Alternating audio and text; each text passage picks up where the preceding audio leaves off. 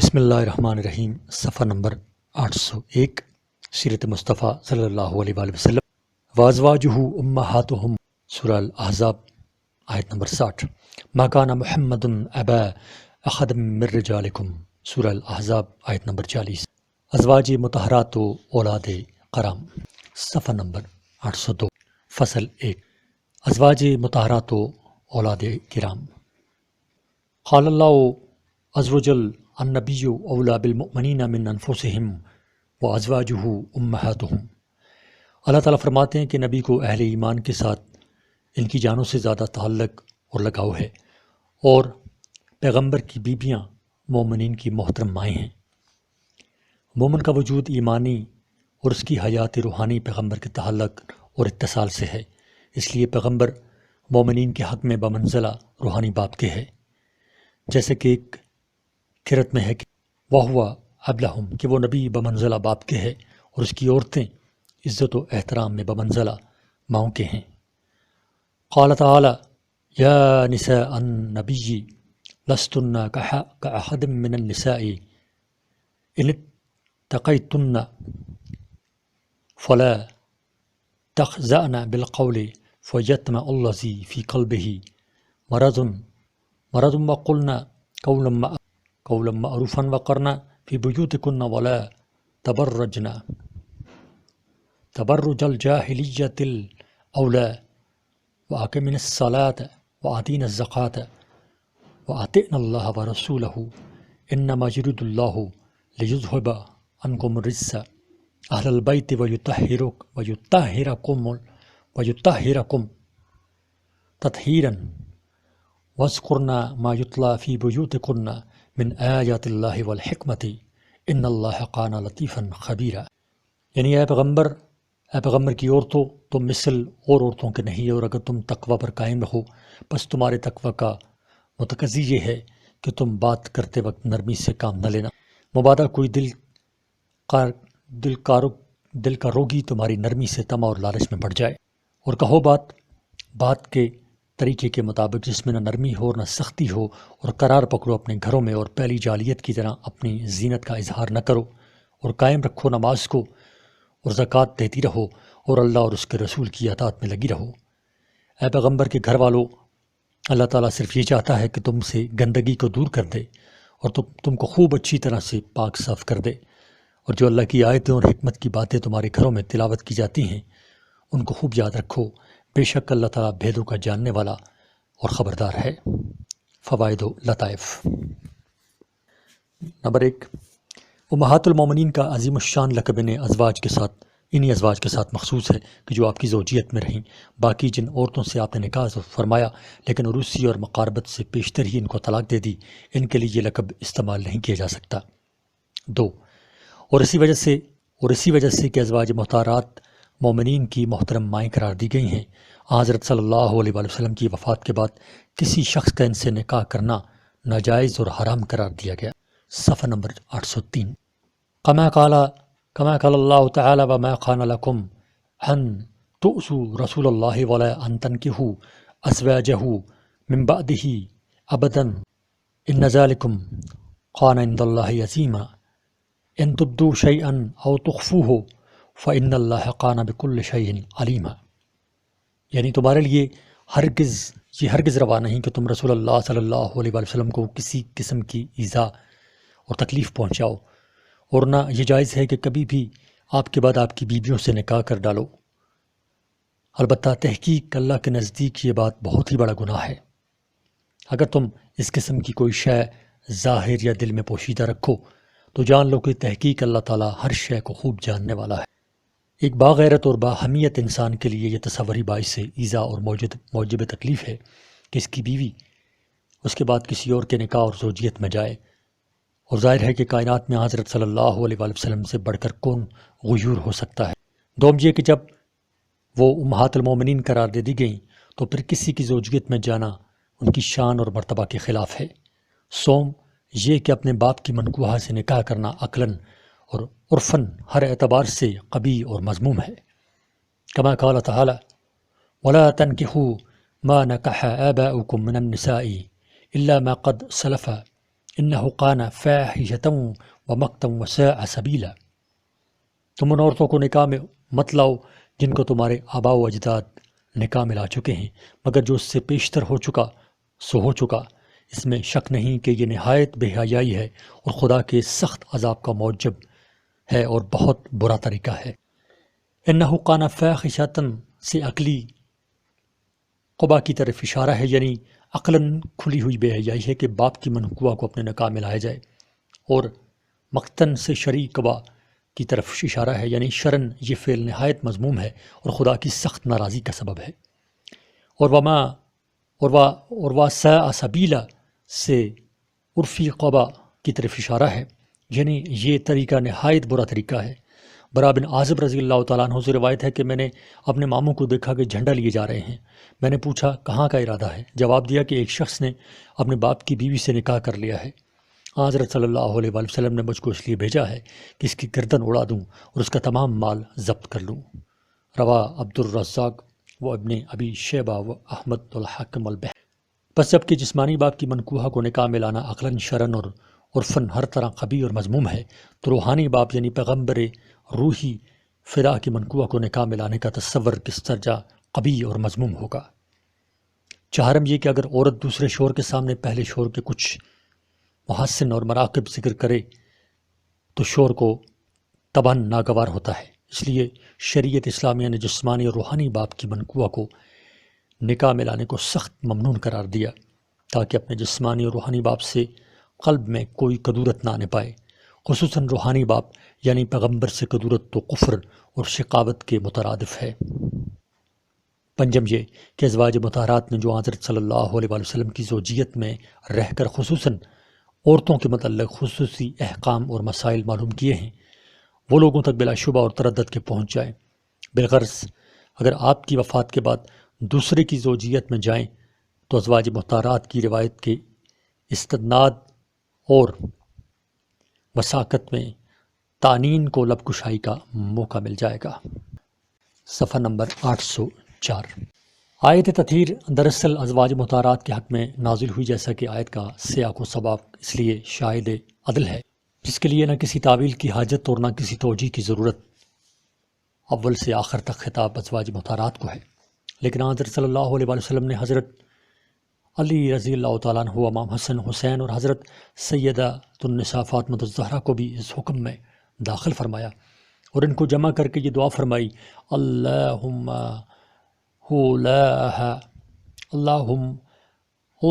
ہولائی اہل البیت اذہب عنہم الرجس وطہرہم تطہیرا، اے اللہ یہ بھی میرے اہل بیت ہیں، ان سے بھی تو گندگی کو دور فرما اور ان کو پاک کر، جس طرح آیا المسجد اسس علی التقوی من اول یوم۔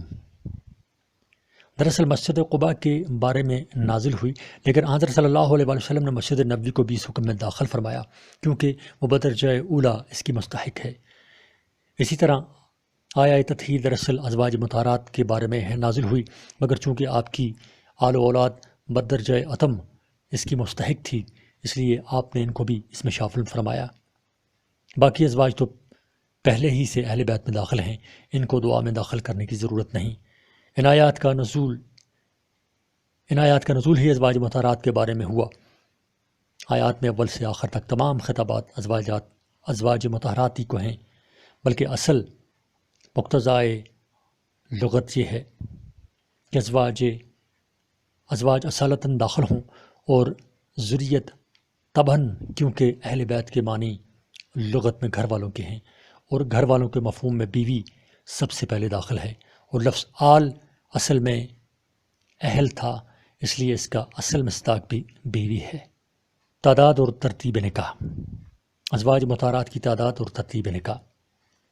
آپ کی ازواج مطہرات 11 تھیں، جن میں سے 2 نے آپ کی حیات ہی میں انتقال کیا، ایک حضرت خدیجہ اور دوسری حضرت زینب بنت خزیمہ رضی اللہ تعالی عنہما، اور 9 بیبیاں حضور صلی اللہ علیہ وسلم کی وفات کے وقت تھیں۔ ابو سعید خدری سے روایت ہے کہ رسول اللہ صلی اللہ علیہ وسلم نے فرمایا کہ میں نے نہ اپنا نہ اپنی کسی بیٹی کا اس وقت تک نکاح نہیں کیا جب تک کہ جبرائیل امین اللہ عز و جل کے پاس سے وحی لے کر میرے پاس نہیں آ گئے۔ اس روایت کو نشا پوری نے اپنی سند سے ذکر کیا ہے۔ ام المومنین خدیجہ بنت خویلد رضی اللہ تعالیٰ عنہ۔ ام المومنین خدیجہ بالاجماع آپ کی پہلی بیوی ہیں اور بالاجماع پہلی مسلمان ہیں۔ کوئی مرد اور کوئی عورت اسلام لانے میں آپ سے مقدم نہیں۔ حضرت خدیجہ قبیلہ قریش سے تھیں۔ والد کا نام خویلد اور ماں کا نام فاطمہ بنت زاہدہ تھا۔ سلسلہ نسب قریش تک اس طرح پہنچتا ہے: خدیجہ بنت خویلد بن اسد بن عبد العزیٰ بن قسی پر پہنچ کر حضرت صلی اللہ علیہ وآلہ وسلم سے سلسلہ نسب مل جاتا ہے۔ چونکہ حضرت خدیجہ رضی اللہ تعالیٰ عنہ جاہلیت کے رسم و رواج سے پاک تھیں، اس لیے بعثت نبوی سے پیشتر وہ طاہرہ کے نام سے مشہور تھیں۔ آپ کا پہلا نکاح ابو حالہ بن زرارہ تمیمی سے ہوا، جن سے ہند اور حالہ دو بیٹے پیدا ہوئے۔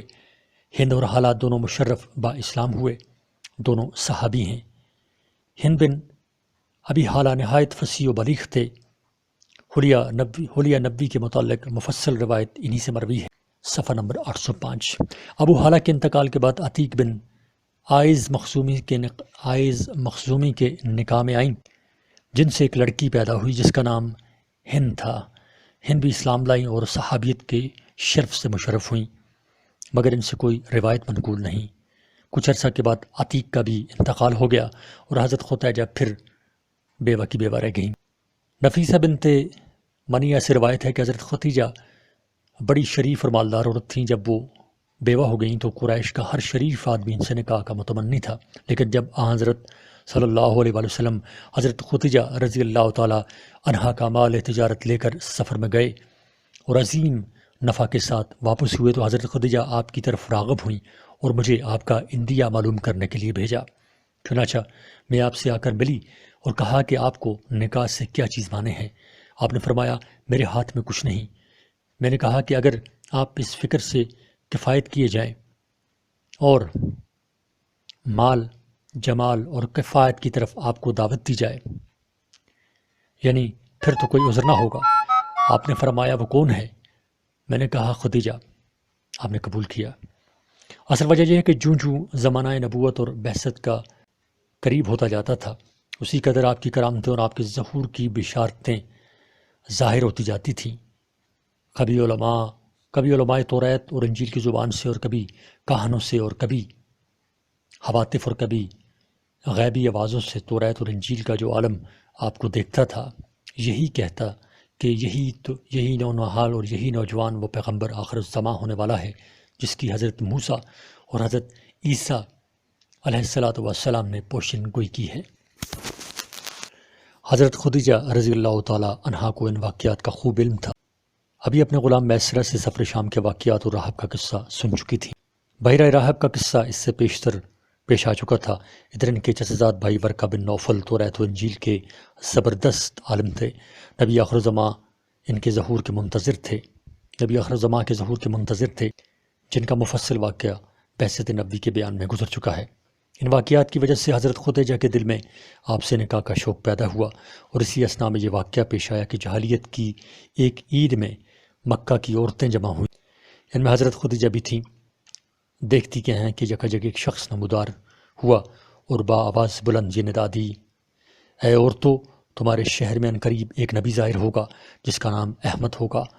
جو عورت تم میں سے اس کی بیوی بن سکے تو وہ ضرور کر گزرے۔ سب عورتوں نے اس ندا دینے والے کی سنگریزے مارے، مگر حضرت خدیجہ رضی اللہ تعالیٰ عنہ نے کوئی سنگریزہ یعنی پتھر نہیں مارا، بلکہ سن کر خاموش ہو گئیں۔ حضرت خدیجہ کا قلب پہلے ہی سے اس سعادت کے حصول میں تمناؤں اور آرزوؤں کی جولانگاہ بنا ہوا تھا، مگر اس ہاتف غیبی کی آواز نے اور آتش شوق کو اور بھڑکا دیا۔ ابن اسحاق کی ایک روایت میں ہے کہ حضرت خدیجہ کے غلام میسرہ جب سفر شام سے واپس آئے اور تمام حالات و واقعات اور دستورہ راہب کی گفتگو بیان کی تو حضرت خدیجہ رضی اللہ تعالیٰ عنہ نے سن کر یہ فرمایا کہ ان کان ما قال یہودی حقام ذالک الا ھذا، اگر اس یہودی کاہن کی بات سچی ہے تو پھر اس کا مصداق آپ ہی ہیں۔ صفحہ نمبر 806۔ اس سے معلوم ہوتا ہے کہ عید میں عورتوں کے جمع ہونے کا واقعہ میسرہ کی واپسی سے پہلے کا ہے۔ حضرت خدیجہ کا نام طاہرہ رکھا نہیں گیا، بلکہ من جانب اللہ لوگوں نے لوگوں سے ان کو طاہرہ کہلوایا گیا تھا تاکہ ان کی طہارت اور نزاہت مشہور ہو جائے، جس طرح کہ نبی اکرم صلی اللہ علیہ وآلہ وسلم کو امین کہلوایا گیا تاکہ آپ کی امانت اور دیانت مسلم ہو جائے اور کسی کو اس میں کلام کی گنجائش نہ رہے۔ ایسے ہی موقع کے لیے کہا گیا ہے کہ زبان خلق کو نکارہ خدا سمجھو، کیونکہ حضرت خدیجہ رضی اللہ تعالیٰ عنہ اپنے زمانہ کی مریم تھیں، اس لیے حضرت مریم کی طرح ان کو بھی وَطَّہَّرَكِ وَاصْطَفَاكِ عَلَىٰ نِسَاءِ الْعَالَمِينَ سے خاص حصہ ملا اور طاہرہ کے نام سے مشہور ہوئیں۔ اب ظاہر ہے کہ ایسی طاہرہ اور مطہرہ خاتون کا میلان کسی طاہر اور مطہر ہی کی طرف ہو سکتا ہے۔ اللہ تعالیٰ نے سچ فرمایا اور اس سے بڑھ کر کون سچا ہو سکتا ہے؟ الطیبات للطیبین والطیبون للطیبات۔ سب کو معلوم ہے کہ نبوت اور رسالت کوئی بادشاہت نہیں، دنیا کے عیش و عشرت سے اس سے ذرا برابر تعلق نہیں۔ درہم و دینار کی یہ مجال نہیں کہ پیغمبر کے گھر میں کوئی شب گزار سکے، الا یہ کہ کسی قرض خواہ کے انتظار میں ایک آدھی شب ٹھہر جائے۔ اگر مان شبے دیگر نمی مانند ہفتے اور مہینے گزر جائیں کہ دن میں چولہا نہ سلکھے اور راتیں گزر جائیں کہ گھر میں چراغ روشن نہ ہو، اور یہ بھی سب کو معلوم ہے کہ مال و دولت، عیش و عشرت، زر اور زیور کی محبت عورتوں کی فطرت میں داخل ہے، مگر بائیں ہمہ حضرت خدیجہ کا تمام اشراف اور اوصائے مکہ کو باوجود ان کی تمنا اور آرزو کے چھوڑ کر حضرت صلی اللہ علیہ وآلہ وسلم کی طرف مائل ہونا آپ کی طہارت اور نزاہت کی روشن دلیل ہے، اور اسی سے حضرت خدیجہ کے فہم اور فراست کا اندازہ ہو سکتا ہے۔ پیغمبر کی زوجیت کی خواہش اور تمنا کرنا معمولی عقل کا کام نہیں، انتہائی دوربین اور دور اندیش عقل اس تمنا پر آمادہ ہو سکتی ہے، کیونکہ عقل بتلاتی ہے کہ پیغمبر کی زوجیت میں جانے کے لیے یہ شرط ہے کہ دنیا سے ہاتھ دھوئے اور فکر اور فاقہ کے لحاف اور بچھونے کو کم خواب اور زربفت کے لحاف بچھونے سے زیادہ بہتر سمجھے۔ پیغمبر کی زوجیت کی تمنا فکر و فاقہ کی تمنا ہے اور مصائب و علام کو دعوت دینا ہے۔ امام شافعی رحمۃ اللہ علیہ فرماتے ہیں کہ اگر کوئی شخص یہ وصیت کرے کہ مرنے کے بعد میرا مال عقل الناس سب سے زیادہ عاقل و سمجھدار کو دیا جائے، تو مرنے کے بعد اس شخص کو دیا جائے کہ جو دنیا میں سب سے زیادہ زاہد ہو، اس لیے کہ سب سے زیادہ عاقل وہی ہے کہ جو فانی کو چھوڑ کر باقی کو اختیار کرے۔ اس سے زیادہ احمق کون ہوگا کہ جس نے آخرت کی لازوال نعمتوں کو دے کر ایک جیفہ اور مردار کو خرید لیا ہو۔ فما ربحت تجارتہم وما کانوا مہتدین۔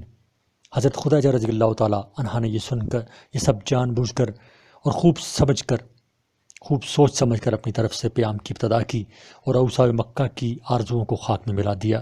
بھلا جس مبارک خاتون نے دنیا ہی کے ٹھکرانے کا عزم بالجزم کر لیا ہو تو وہ ابنائے دنیا کو کہاں نظر میں لا سکتی ہے؟ جب مال ہی سے کوئی علاقہ نہیں رہا تو پھر اس کے فرزندوں سے کیا علاقہ؟ کسی شریف رئیس کی ثروت اس خاتون کو اپنی طرف کب مائل کر سکتی ہے کہ جو اپنی ہی دولت کو خدا کی راہ میں لٹانے کے لیے تیار بیٹھی ہو؟ آپ نے اپنے شفیق چچا ابو طالب کے مشورت سے اس پیام کو قبول کیا۔ حضرت خدیجہ کے والد خویلد کا پہلے ہی انتقال ہو چکا تھا، لیکن ان کے چچا عمر بن اسد نکاح کے وقت زندہ تھے، وہ اس تقریب میں شریک ہوئے۔ تاریخ معین پر ابو طالب ماں آیان خاندان کے، جن میں حمزہ بھی تھے، حضرت خدیجہ کے مکان پر آئے اور شادی کی رسم ادا ہوئی۔ ابو طالب نے خطبہ نکاح پڑھا جو ابتدا کتاب میں گزر چکا ہے، اور 500 درہم مہر مقرر ہوا۔ صفحہ نمبر 807۔ نکاح کے وقت حضرت خدیجہ کی عمر 40 سال کی اور حضرت صلی اللہ علیہ وآلہ وسلم کی عمر 25 سال کی تھی۔ مجلس سے عقد میں ورقہ بن نوفل بھی تھے۔ ابو طالب جب خطبہ نکاح سے فارغ ہوئے تو ورقہ بن نوفل نے مختصر سی تقریر کی جو زرقانی میں مذکور ہے۔ ولیمہ۔ بعض روایات میں مذکور ہے کہ ایجاب و قبول کے بعد حضرت خدیجہ نے ایک گائے ذبح کرائی اور کھانا پکوا کر مہمانوں کو کھلایا۔ الحاصل حضرت خدیجہ کی تمنا اور آرزو کا ابتدائی مرحلہ طے ہوا، لیکن منزل مقصود یعنی بعثت نبوی ابھی دور ہے، اور امید و بیم کی کشمکش اور انتظار کی بے چینی ہنوز بدستور ہے۔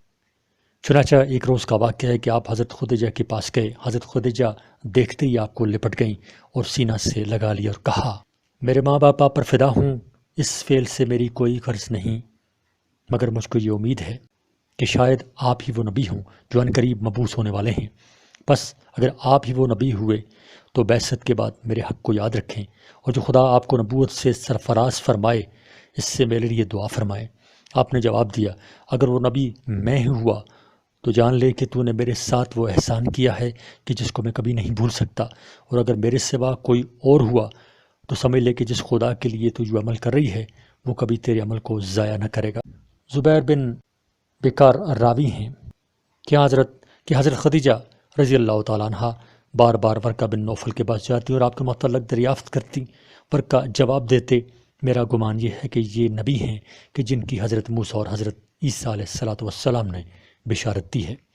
ایک روایت میں ہے کہ ایک مرتبہ حضرت خدیجہ رضی اللہ تعالیٰ عنہ نے ورقہ سے جا کر آپ کا حال بیان کیا تو ورقہ نے ایک قصیدہ کہا جس کے بعض اشعار یہ ہیں: حاذا خدیجہ تاتینی لا خیرہا وما لنا یخفی الغیب من خیر بان احمد یہتی ہے فیخبرہ جبریل انقا مبوسا الی البشر۔ صفحہ نمبر 808۔ یہ خدیجہ بار بار میرے پاس آتی ہے کہ میں اس کو خبر دوں، اور مجھ کو غیب کی خبر نہیں کہ جبرائیل آپ کے پاس اللہ کا پہلا پیام لے کر آئیں گے کہ آپ لوگوں کی طرف نبی بنا کر بھیجے گئے ہیں۔ فقلتا علی الذی ترجین ینجزا لکا الا لہو فرجی الخیر وانتظری۔ ورقہ کہتے ہیں کہ میں نے خدیجہ کو جواب دیا کہ عجب نہیں کہ جس کی تو امید کرتی ہے اللہ اس کو پورا کرے، تو اللہ سے خیر کی امید لگائے رکھ اور اس کی منتظر رہے۔ ورقہ کے یہ اشعار مستدرک میں بھی مذکور ہیں۔ حافظ ذہبی رحمۃ اللہ علیہ نے اس پر سکوت کیا ہے۔ ورقہ کے اور بھی قصائد ہیں جن سے ورقہ کے اشتیاق اور انتظار کا پتہ چلتا ہے۔ انہی کی بدن سے آپ کی 4 صاحبزادیاں زینب، رقیہ، ام کلثوم، فاطمہ اور 2 لڑکے پیدا ہوئے جن کا مفصل بیان اولاد کے بیان میں آئندہ آئے گا۔ اولاد ذکور برخورداران صغر سنی میں ہی میں انتقال کر گئے، البتہ صاحبزادیاں بڑی ہوئیں اور بیاہی گئیں۔ وفات: جب تک حضرت خدیجہ رضی اللہ تعالیٰ عنہ زندہ رہیں اس وقت تک آپ نے دوسرا عقد نہیں کیا۔ 1090 میں ہجرت سے 3 سال پیشتر مکہ میں انتقال کیا اور حجون میں دفن ہوئیں۔ حضرت صلی اللہ علیہ وآلہ وسلم نے خود قبر میں اتارا۔ نماز جنازہ اس وقت تک مشروع نہیں ہوئی تھی۔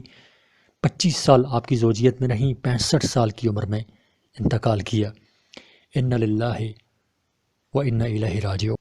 فضائل و مناقب: بخاری اور مسلم میں ابو ہریرہ رضی اللہ تعالیٰ عنہ سے روایت ہے کہ ایک مرتبہ جبریل امین آپ کی خدمت میں حاضر ہوئے اور عرض کیا، یا رسول اللہ، یہ خدیجہ آپ کے لیے کھانا لیے آ رہی ہیں۔ جب آپ کے پاس آئیں تو ان کے پروردگار کی طرف سے اور پھر میری طرف سے ان کو سلام کہہ دیجئے اور ان کو جنت کے محل کی بشارت دیجئے جو ایک ہی موتی کا بنا ہوا ہوگا، اور اس محل میں نہ کوئی شور و غل ہوگا اور نہ کسی قسم کی مشقت اور تکلیف ہوگی۔ یہ بخاری اور مسلم کی روایت تھی۔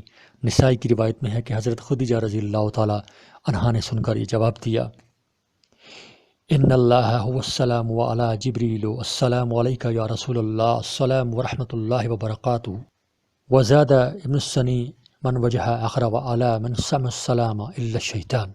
صفحہ نمبر 809۔ یعنی تحقیق اللہ تعالیٰ تو خود ہی قدوس اور سلام ہے، یعنی اللہ پر کیا سلام بھیجا جائے، البتہ اے جبرائیل آپ پر سلام ہو، اور یا رسول اللہ آپ پر بھی اللہ کا سلام ہو اور اس کی رحمتیں اور برکتیں آپ پر نازل ہوں کہ جن کے طفیل مجھ پر یہ رحمتیں اور برکتیں نازل ہو رہی ہیں۔ ابن سنی کی روایت میں اس قدر اور اضافہ ہے کہ اس پر بھی سلام ہو جو اس کو سن رہا ہو سوائے شیطان کے۔ طلباء حدیث اگر اس حدیث کے لطائف و معارف معلوم کرنا چاہیں تو فتح الباری اور زرقانی شرح مواہب کی مراجعت کریں، چونکہ لطائف و معارف کا تعلق عربیت اور بلاغت سے ہے، اس لیے ان کو چھوڑ دیا گیا۔ حافظ ابن قیم رحمۃ اللہ علیہ فرماتے ہیں کہ حق تعالیٰ جل شانہ کا کسی کو سلام کہلا بھیجنا یہ وہ فضیلت اور منقبت ہے کہ جس میں حضرت خدیجہ رضی اللہ تعالیٰ عنہ کا کوئی شریک اور سہیم نہیں، یعنی ان کا کوئی شریک نہیں، ان کی کوئی برابری نہیں کر سکتا اس میں۔ 2 علماء کا اس پر اتفاق ہے کہ عورتوں میں سب سے افضل یہ 3 عورتیں ہیں، حضرت خدیجہ، حضرت فاطمہ اور حضرت عائشہ صدیقہ رضی اللہ تعالیٰ عنہما، لیکن اس میں اختلاف ہے کہ ان تین میں کون افضل ہے۔ حافظ ابن عبد البر رحمۃ اللہ علیہ فرماتے ہیں کہ ابن عباس کی ایک مرفوع روایت سے یہ اشکال حل ہو جاتا ہے کہ سید النساء العالمین مریم ثم فاطمہ ثم خدیجہ ثم آسیہ قال وهذا حدیث حسن یرفع الشیخ قال، تمام عالم کی عورتوں کی سردار مریم ہیں، پھر فاطمہ اور پھر خدیجہ اور پھر آسیہ۔ یہ حدیث حسن ہے جس سے اشکال اٹھ جاتا ہے۔ تفصیل اگر درکار ہو تو زرقانی شرح مواہب، فتح الباری اور تفسیر روح المعانی کی مراجعت کریں۔ ام المومنین سودا بنت زمحہ رضی اللہ تعالیٰ عنہ، حضرت خدیجہ کے انتقال کے کچھ ہی روز بعد حضرت سودا آپ کے نکاح میں آئیں۔ یہ بھی اشراف قریش میں سے تھیں۔ ان کا سلسلہ نسب یہ ہے: سودا بنت زمعہ بن قیس بن عبد شمس بن عبدود بن نصر بن مالک بن حسل بن عامر بن لوی بن غالب پر پہنچ کر حضرت صلی اللہ علیہ وسلم سے سلسلہ نسب مل جاتا ہے۔ والدہ کا نام شموس بنت قیس بن عمرو بن زید انصاریہ ہے۔ انصار میں سے قبیلہ بنی النجار کی تھیں۔ ابتدائی نبوت میں مشرف با اسلام ہوئیں۔ پہلا نکاح ان کے چچا زاد بھائی سقران بن عمری سے ہوا۔ صحابہ نے جب دوسری بار حبشہ کی طرف ہجرت کی تو سودا اور سقران بھی ان مہاجرین میں تھے۔ جب مکہ واپس ہوئے تو راستہ میں سقران کا انتقال ہو گیا۔ ایک بیٹا عبد الرحمن نامی یادگار چھوڑا۔ عبد الرحمن مشرف با اسلام ہوئے اور جنگ جلولہ میں شہید ہوئے۔ حضرت صلی اللہ علیہ وسلم حضرت خدیجہ کے انتقال سے نہایت غمگین اور پریشان تھے۔ ایک دن خولہ بنت حکیم آپ کی خدمت میں حاضر ہوئیں اور عرض کیا، یا رسول اللہ، آپ کو خدیجہ کے نہ ہونے سے پریشان دیکھتی ہوں۔ آپ نے فرمایا، ہاں، بال بچوں کی پرورش اور گھر کا انتظام سب اسی سے تھا۔ خولہ نے کہا، کیا میں آپ کے لیے کہیں پیام نہ دوں؟ آپ نے فرمایا، مناسب ہے، اور عورتیں ہی اس کام کے لیے زیادہ موزوں ہیں۔ صفحہ نمبر 810۔ آپ نے فرمایا، کس جگہ پیام دینے کا خیال ہے؟ خولہ نے کہا، اگر کنواری سے نکاح کرنا چاہیں تو آپ کے نزدیک تمام مخلوق میں جو سب سے زیادہ محبوب ہے اس کی بیٹی عائشہ سے نکاح فرمائیں، اور اگر بیوہ سے چاہیں تو سودا بنت زمحہ موجود ہیں جو آپ پر ایمان لائی اور حق آپ کا اتباع کیا۔ آپ نے فرمایا، دونوں جگہ پیام دے دو۔ خولہ اول سودا کے پاس گئیں اور کہا، مجھ کو رسول اللہ صلی اللہ علیہ وسلم نے تمہارا پیام دے کر بھیجا ہے۔ سودا نے کہا، مجھے کوئی عذر نہیں، مگر میرے باپ سے اس کا تذکرہ کر لو اور جاہلیت کے طریقہ پر ان کو سلام کرنا۔ خولہ کہتی ہیں کہ میں ان کے باپ کے پاس پہنچی اور جاہلیت کے طریقہ پر انہم صباح کہا۔ پوچھا، کون ہے؟ میں نے کہا، خولہ ہوں۔ اس نے مرحبا کہہ کر دریافت کیا کہ کیسے آنا ہوا؟ میں نے کہا، محمد بن عبداللہ بن عبد المطلب کا آپ کی بیٹی سے پیام لے کر آئی ہوں۔ اس نے سن کر کہا، ہاں، بے شک وہ شریف قفو ہیں، لیکن معلوم نہیں کہ سودا کی کیا رائے ہے۔ میں نے کہا، وہ بھی آمادہ ہے۔ چنانچہ اس کے بعد حضرت صلی اللہ علیہ وسلم تشریف لے گئے اور نکاح پڑھایا گیا۔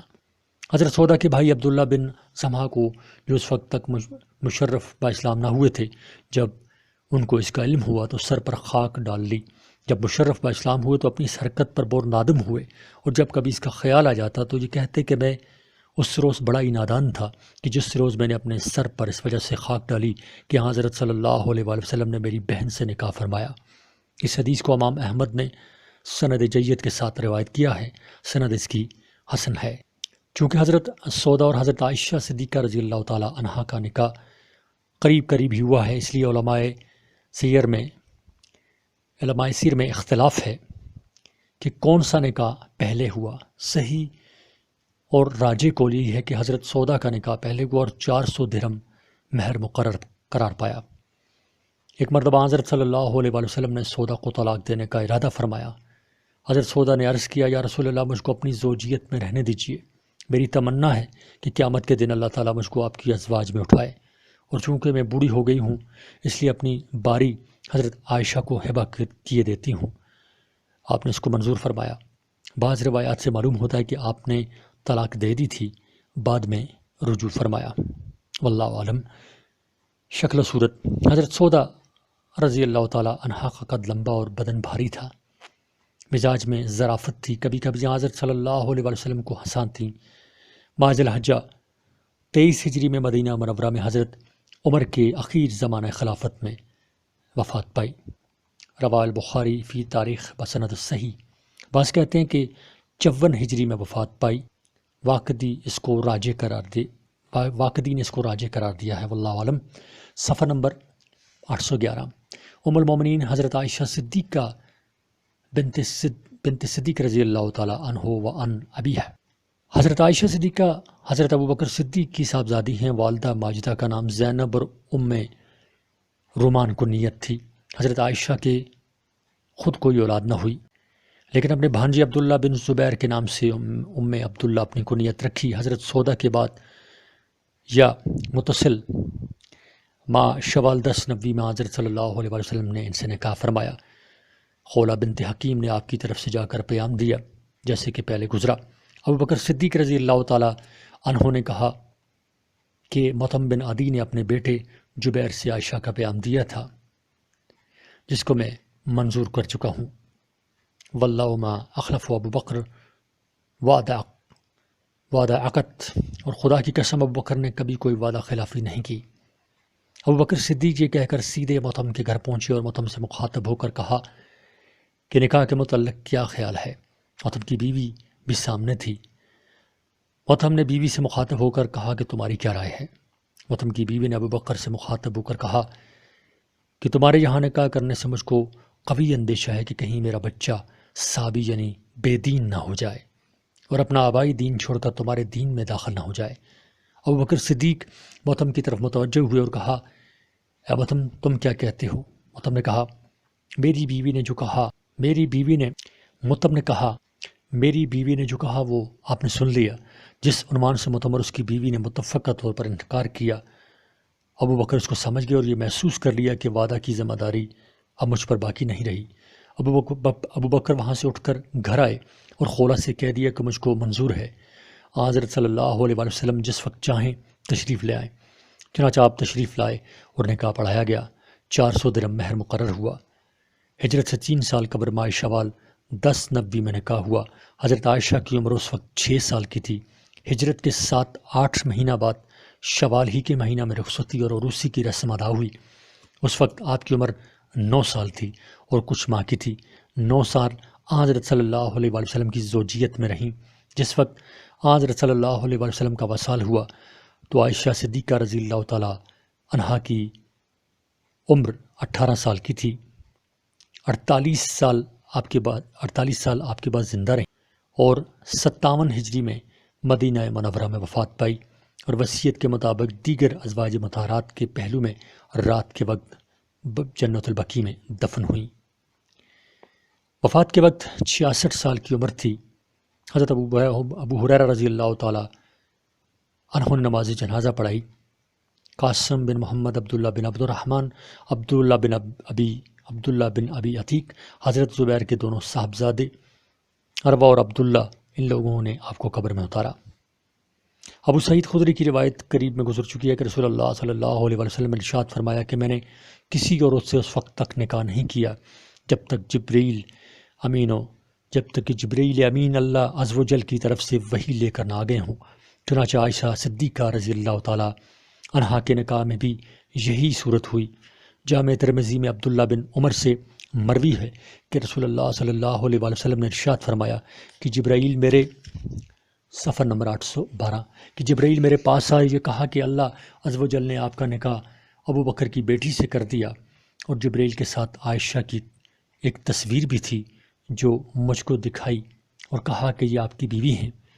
یہ مضمون صحیحین کی روایتوں میں بھی آیا ہے۔ حضرت عائشہ صدیقہ رضی اللہ تعالی عنہا اپنے باپ ابوبکر کی بیٹی تھیں۔ باپ کی فہم و فراست اور مقام صدیقیت سے خاص حصہ پایا تھا۔ ام رومان آپ کی والدہ تھیں، جن کی نسبت حضرت صلی اللہ علیہ وسلم نے یہ ارشاد فرمایا تھا کہ جو شخص حور عین کو دیکھنا چاہے وہ ام رومان کو دیکھ لے، کما روا البخاری فی تاریخ۔ اس کے لیے خداوند ذوالجلال کی مشیت اور عنایت اس کی دائی ہوئی کہ اپنے پیغمبر کے یار غار اور محب جان سار کی دختر نیک کے اختر کو لڑکپن ہی سے پیغمبر کی زوجیت اور تربیت میں دے دیا کیونکہ لوح و قلب ہنوز بالکل پاک اور صاف ہے، کوئی باطل نقش ابھی تک اس پر نہیں کھینچا گیا۔ خود بچپن کا زمانہ تو معصومیت کا زمانہ ہے، ماں باپ کی طرف سے بھی کسی نقش باطل کا امکان نظر نہیں آتا۔ باپ تو صدیق ہے، رشک ملائک ہے، اللہ جل جلالہ کی دائمی معیت اس کو حاصل ہے۔ ماں ہے کہ وہ حور عین کا نمونہ ہے کہ ایسی صاف و شفاف لوح پر علم نبوت کا جو بھی نقش ہوگا وہ ایسا محکم اور پائیدار ہوگا کہ کبھی نہ مٹ سکے گا۔ چنانچہ 9 سال کی مدت میں ایسا وسیع اور عمیق علم حاصل ہوا کہ آپ کی وفات کے بعد اکابر صحابہ کو جب کوئی اشکال پیش آتا تو حضرت عائشہ صدیقہ رضی اللہ تعالیٰ عنہا کی طرف رجوع کرتے۔ عہد صحابہ میں حضرت عائشہ کا علم، تفقہ اور تاریخ دانی مسلم تھی، یہاں تک کہ کہا گیا ہے کہ احکام شریعہ کا 1/4 حصہ حضرت عائشہ صدیقہ رضی اللہ تعالیٰ عنہا سے منقول ہے۔ ابو موسیٰ اشعری فرماتے ہیں کہ اس صحابی کو جب کسی مسئلہ میں کوئی اشکال پیش آتا تو حضرت عائشہ صدیقہ رضی اللہ تعالیٰ عنہ سے دریافت کرتے، آپ کے یہاں ضرور اس کے متعلق کوئی علم دستیاب ہوتا۔ علم ظاہری رحمۃ اللہ فرماتے ہیں کہ حضرت عائشہ صدیقہ رضی اللہ تعالیٰ عنہ کے علم کا تمام امہات المومنین اور تمام عورتوں کے ساتھ موازنہ کیا جائے تو حضرت عائشہ کا علم سب سے بڑا رہے گا۔ فصاحت و بلاغت کا یہ عالم تھا کہ حضرت معاویہ فرماتے ہیں کہ میں نے کسی خطیب کو حضرت عائشہ سے زیادہ فصیح و بلیغ نہیں دیکھا۔ رواہ الطبرانی۔ عرب کی تاریخ اور واقعات ازبر تھے، اشعار بکثرت زبانی یاد تھے، جب کوئی بات پیش آتی تو کوئی شعر ضرور سنا دیتی۔ کما رواہ ابو الزرنات وغیرہ۔ صفحہ نمبر 813۔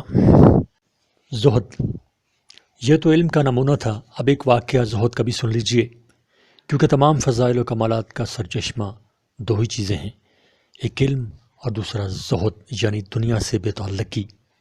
جس طرح دنیا کی محبت تمام گناہوں کی جڑ ہے، اسی طرح زہد تمام نیکیوں اور بھلائیوں کی جڑ ہے۔ اللہم زہدنا فی الدنیا و رغبنا فی الاخری، آمین یا رب العالمین۔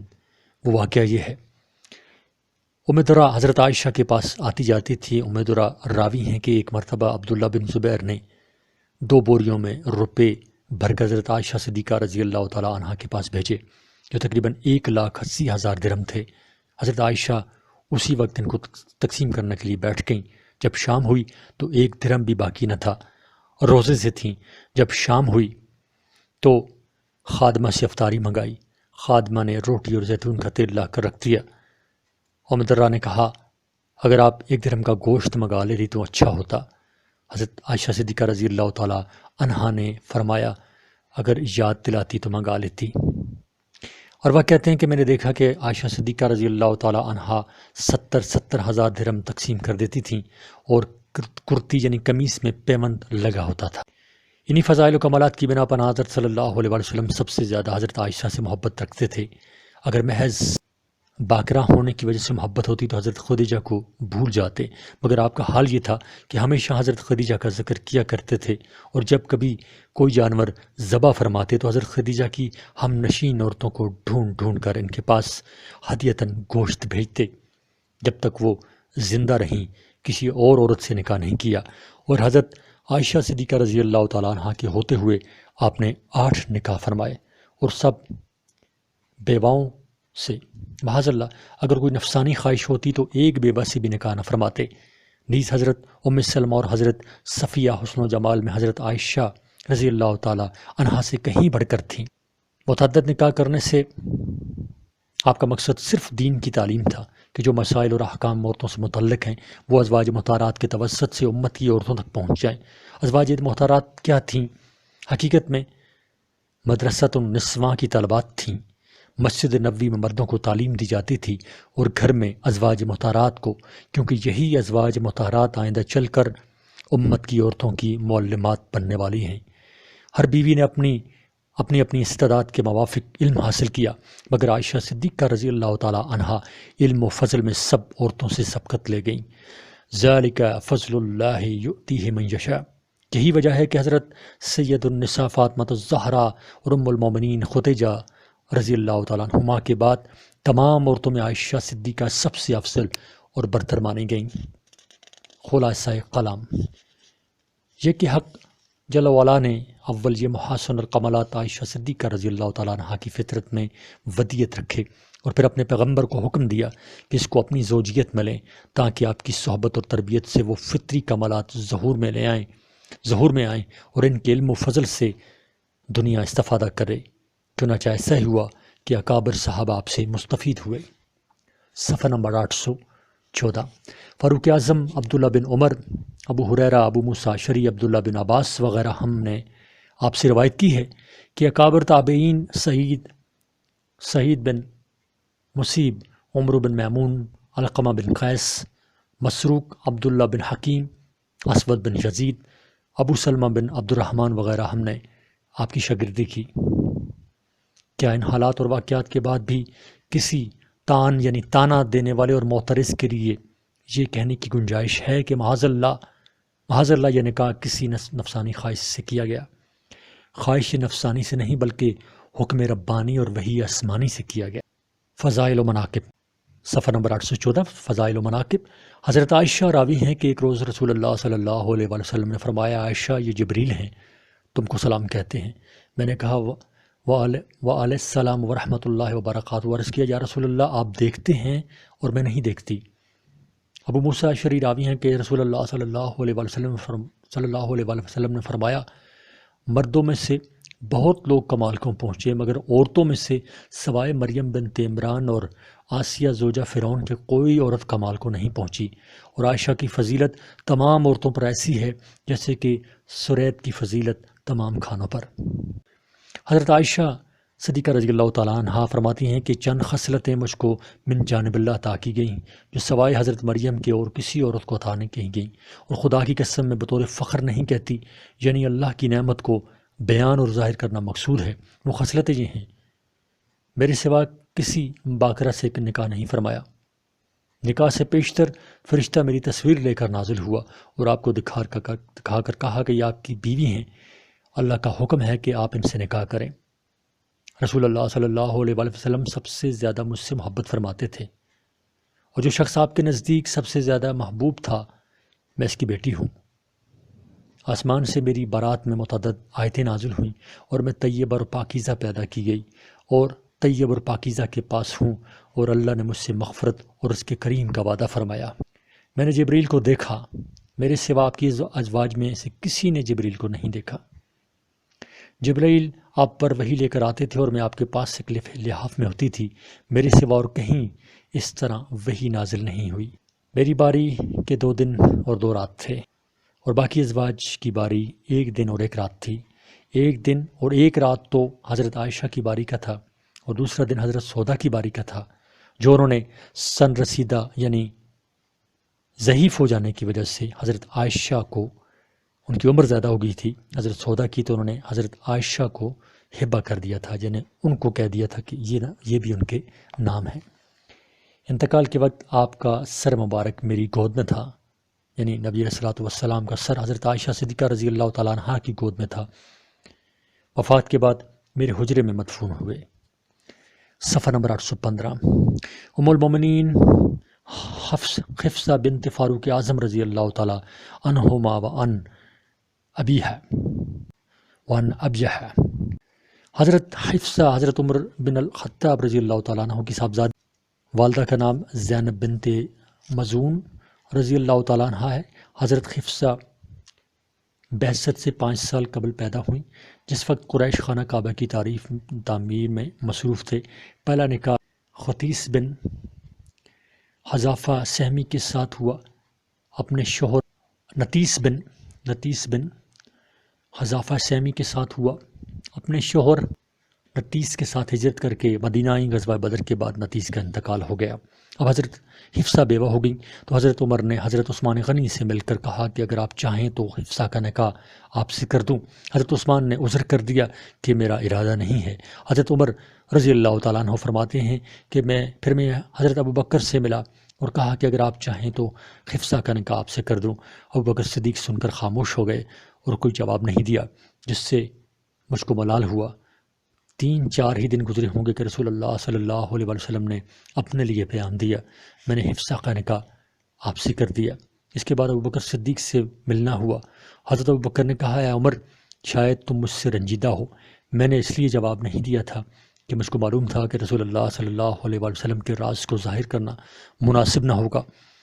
اگر حضرت صلی اللہ علیہ وسلم حفصہ سے نکاح نہ کرتے تو میں ضرور قبول کر لیتا۔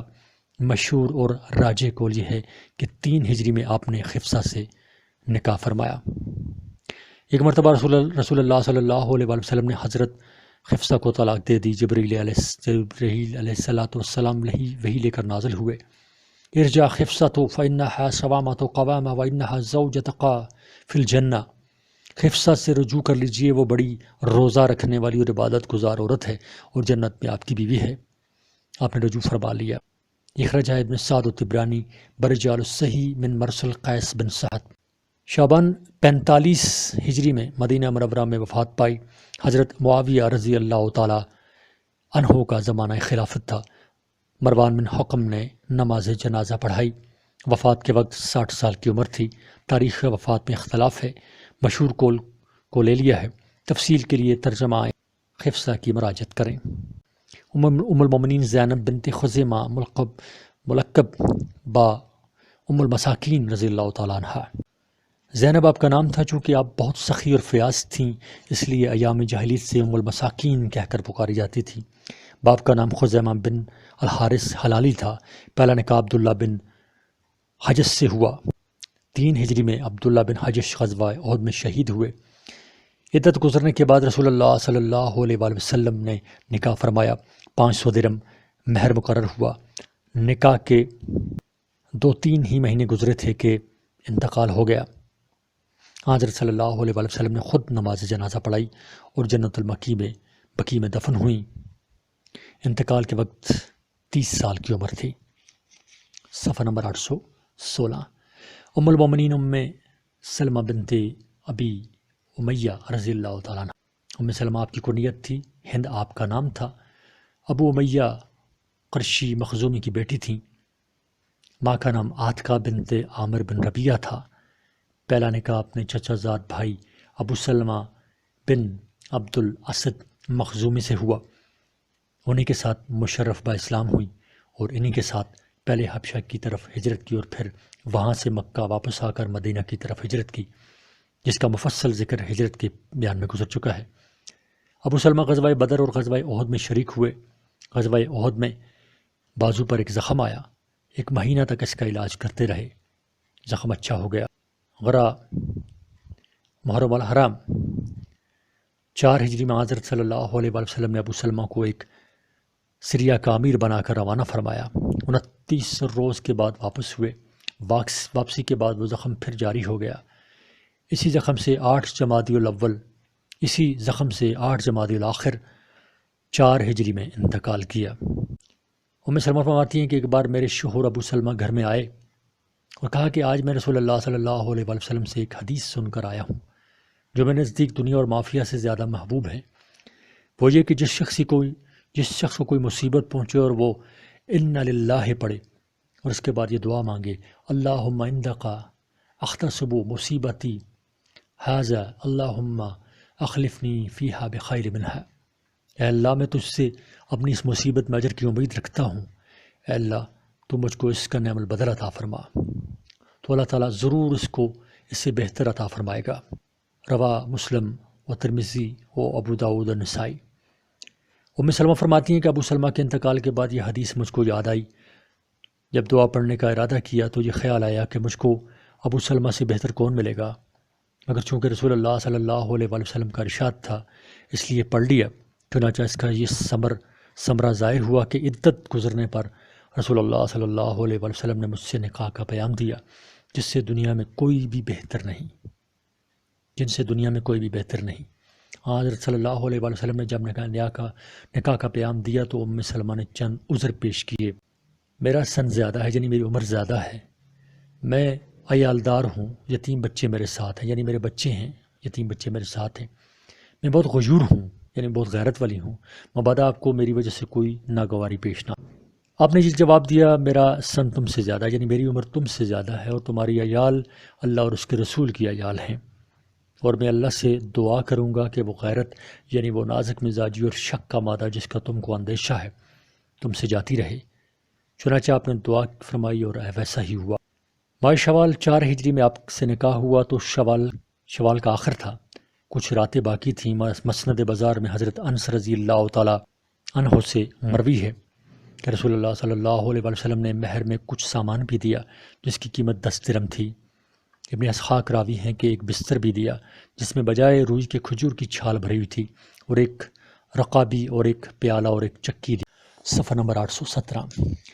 سن وفات میں بہت اختلاف ہے۔ امام بخاری تاریخ کبیر میں فرماتے ہیں کہ 58 ہجری میں انتقال کیا، واقدی کہتے ہیں کہ 59 ہجری میں انتقال کیا، ابن حبان کہتے ہیں کہ 61 ہجری میں انتقال کیا، اور جب امام حسن کی شہادت کی خبر پہنچی، ابو نعیم کہتے ہیں کہ 62 ہجری میں انتقال کیا۔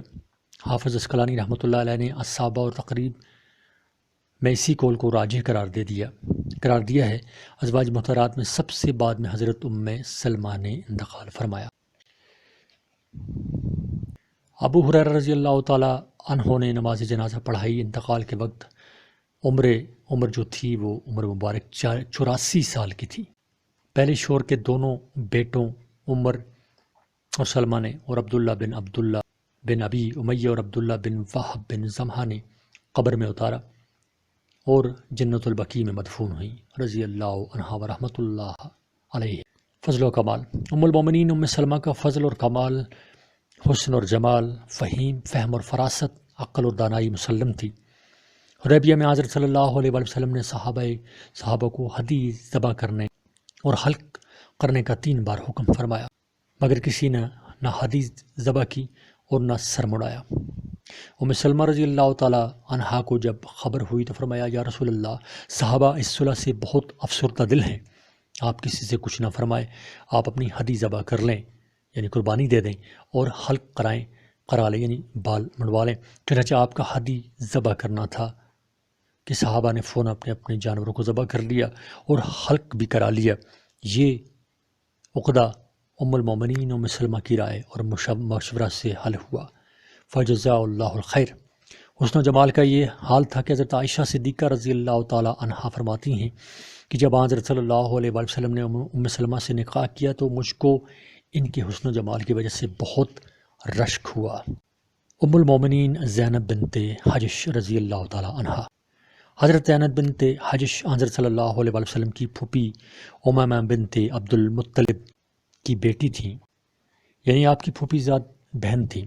آپ کی زوجیت میں آنے سے پہلے آپ کے متنبی اور آزاد کردہ غلام زید بن حارثہ کے عقد میں تھیں۔ باہمی موافقت نہ ہونے کی وجہ سے زید نے ان کو طلاق دے دی۔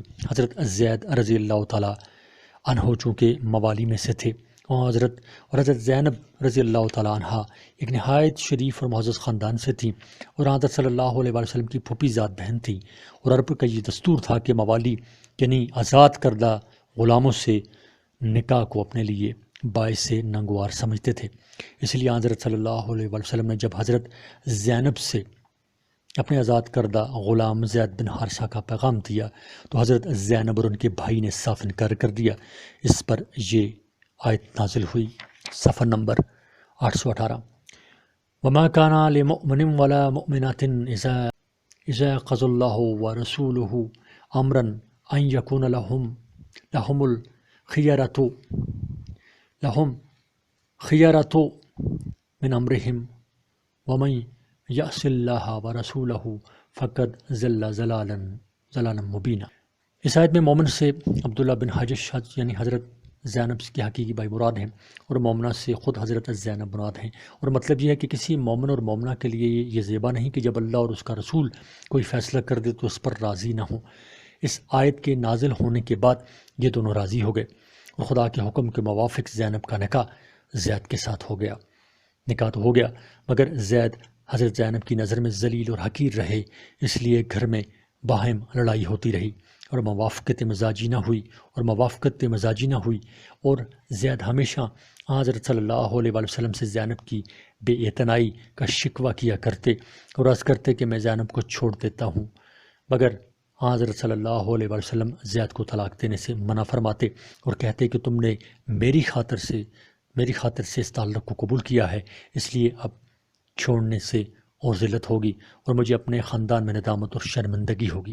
جب بار بار یہ جھگڑے اور قضیے پیش آتے رہے تو آپ کے دل میں یہ خیال گزرا کہ اگر زید نے زینب کو طلاق دے دی تو زینب کی دلجوئی بغیر اس کے ممکن نہیں کہ میں خود اس سے نکاح کروں، لیکن جاہل اور منافقوں کی بدگوئی سے اندیشہ کیا کہ یہ لوگ یہ تانا دیں گے کہ اپنے بیٹے کی جورو کو گھر میں رکھ لیا، یعنی اس سے نکاح کر لیا، حالانکہ لے پالک یعنی متنبی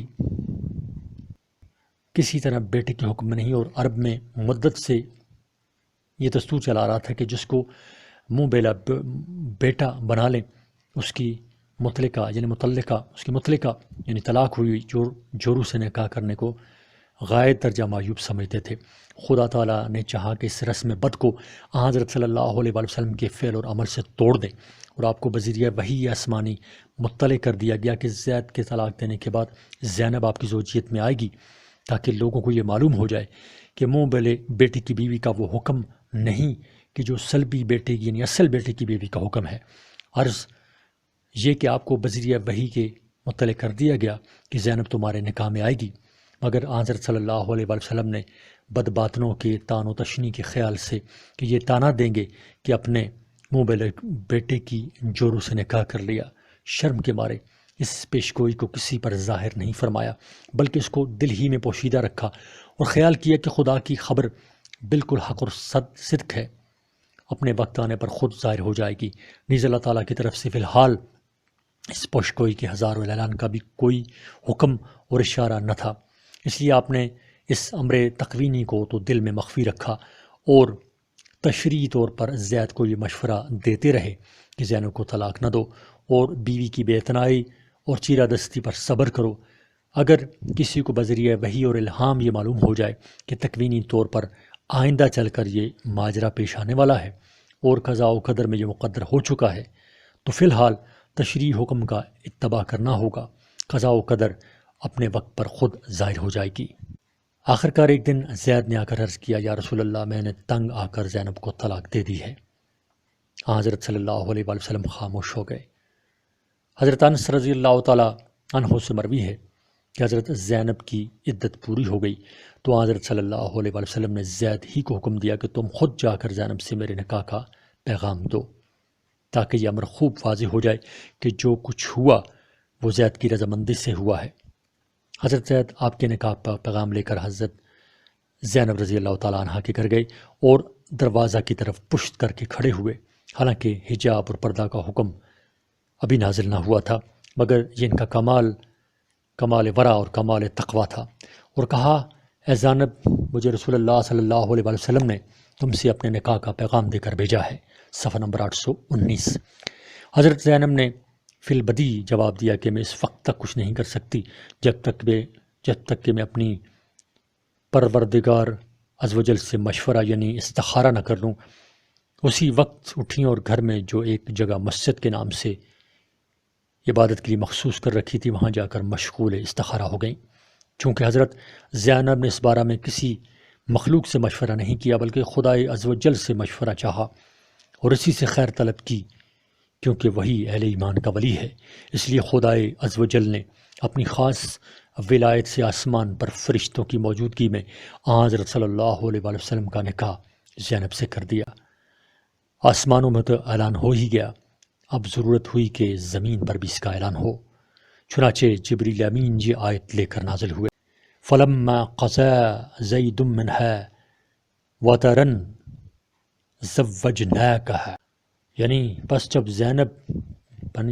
پس جب زید زینب سے اپنی حاجت پوری کر چکے اور ان کو طلاق دے دی تو اے نبی کریم، ہم نے زینب کا نکاح تم سے کر دیا۔ اس کے بعد رسول اللہ صلی اللہ علیہ وسلم حضرت زینب کے گھر تشریف لے گئے اور بلا اذن داخل ہوئے۔ روایت مسلم و احمد و نسائی۔ ایک روایت میں ہے کہ حضرت صلی اللہ علیہ وسلم حضرت عائشہ صدیقہ رضی اللہ تعالیٰ عنہا کے گھر میں تشریف فرما تھے کہ یہ آیتیں نازل ہوئیں۔ جب وحی کا نزول ہو چکا تو آپ مسکراتے ہوئے ہماری طرف متوجہ ہوئے اور فرمایا، کون ہے کہ جو جا کر زینب کو بشارت سنائے؟ اور اذ تقولو الذی انعم اللہ علیہ، اخیر تک یہ آیتیں آپ نے ہم پر تلاوت فرمائی۔ حضرت عائشہ فرماتی ہیں کہ جب یہ آیتیں تلاوت فرما چکے تو مجھ کو یہ خیال آیا کہ حضرت زینب میں جمال تو تھا ہی، اب وہ اس بات پر بھی فخر کریں گی کہ ان کا نکاح اللہ تعالیٰ نے آسمان پر کیا۔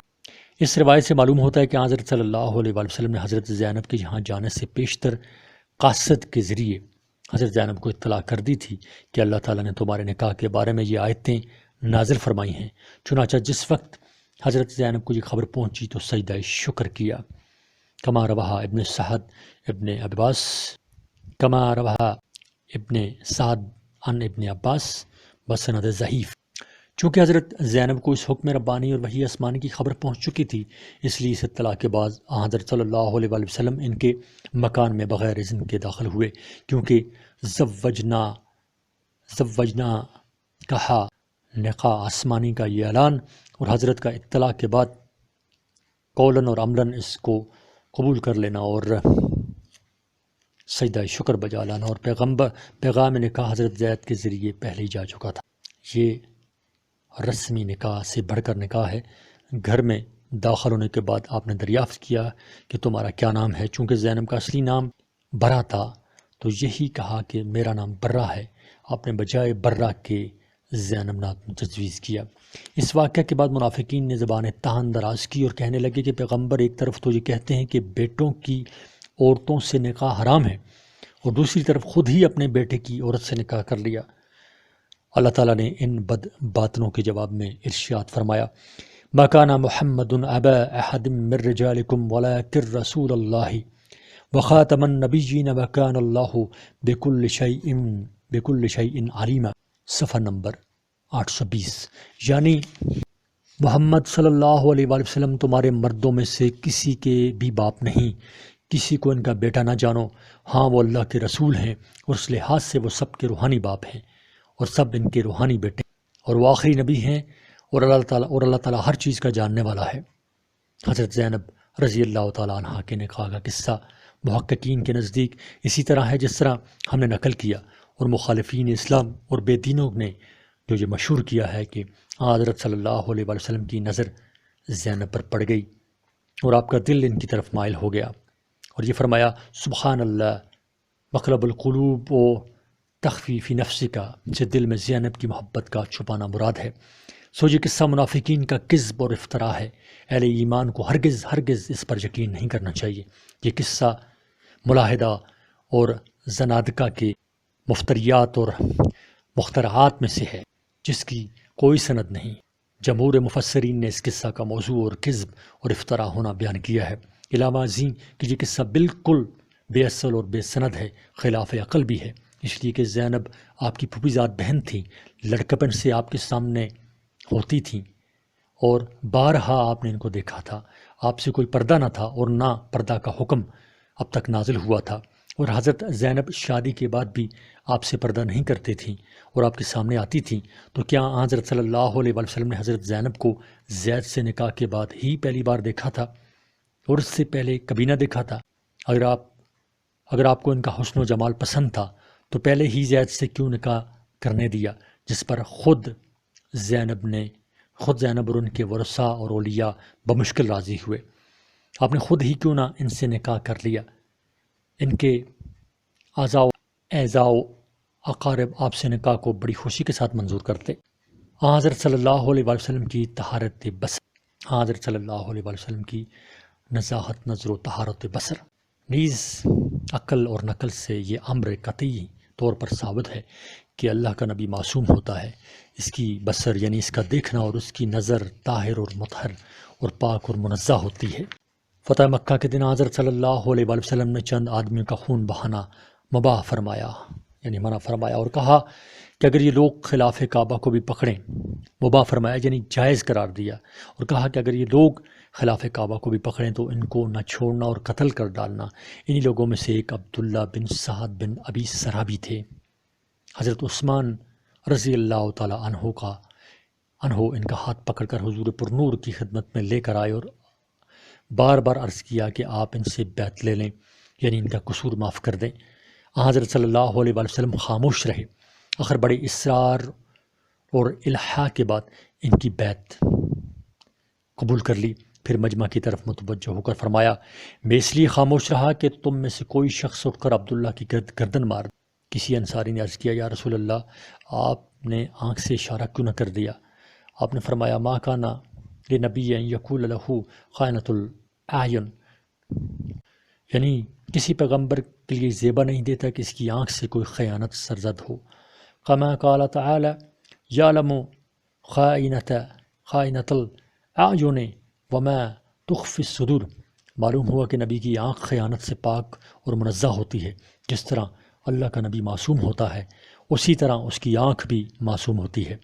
نیز قل للمؤمنین یغضوا من ابصارہم سے معلوم ہوتا ہے کہ غض بصر یعنی نامشروع چیز کے دیکھنے سے نگاہ کو نیچی رکھنا ایمان کے متقضیات میں سے ہے، اور نبی اکرم تو اول المؤمنین ہیں۔ جس طرح تمام عالم کا ایمان حضرت صلی اللہ علیہ وآلہ وسلم کے ایمان کا ایک ادنا سا عکس اور پرتو ہے، اسی طرح تمام عالم کی نگاہوں کی عفت اور حیا اسی ذات قدسی صفات کی عصمت باب اور نزہت جناب کی نزاہت نظر اور طہارت بصر کا ایک ادنا سا عکس اور پرتو ہے۔